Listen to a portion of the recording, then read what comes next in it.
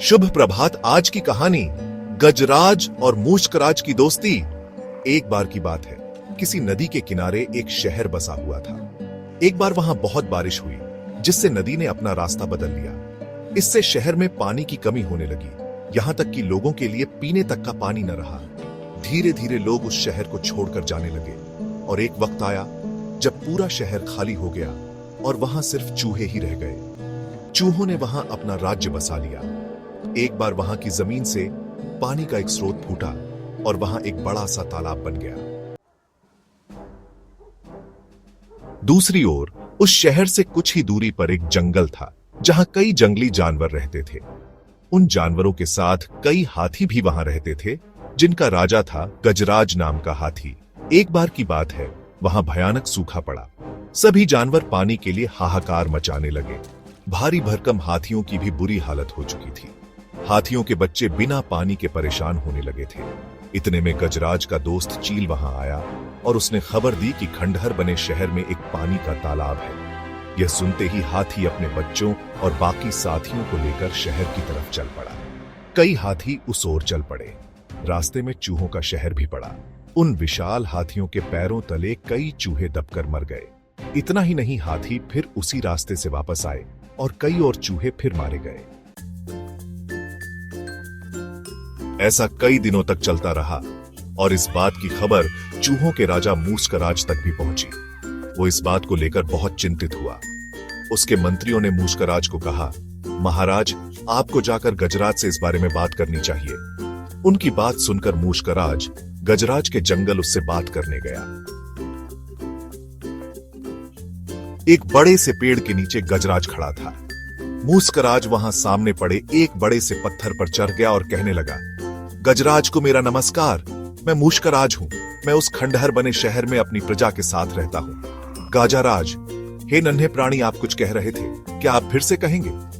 यह सुनकर मूषकराज ने फिर से अपनी बात दोहराई। मैं मूषकराज हूं। मैं उस खंडहर बने शहर में अपनी प्रजा के साथ रहता हूं। आप और आपके अन्य हाथी मित्र जब भी तालाब की ओर जाते हैं तो कई चूहे आपके पैरों तले दबकर मर जाते हैं।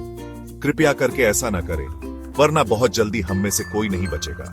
गजराज, मुझे पता ही नहीं था कि हम इतना बुरा कर रहे थे। हम तालाब तक जाने के लिए कोई और रास्ता ढूंढेंगे।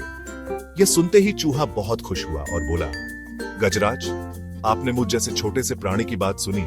मैं आपका आभारी हूं।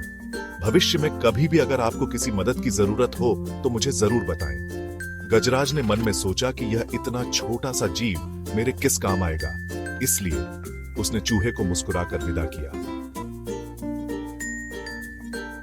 कुछ दिनों तक सब कुछ ठीक चल रहा था कि एक बार पड़ोसी देश के राजा ने अपनी सेना को मजबूत करने के लिए हाथी रखने का फैसला किया।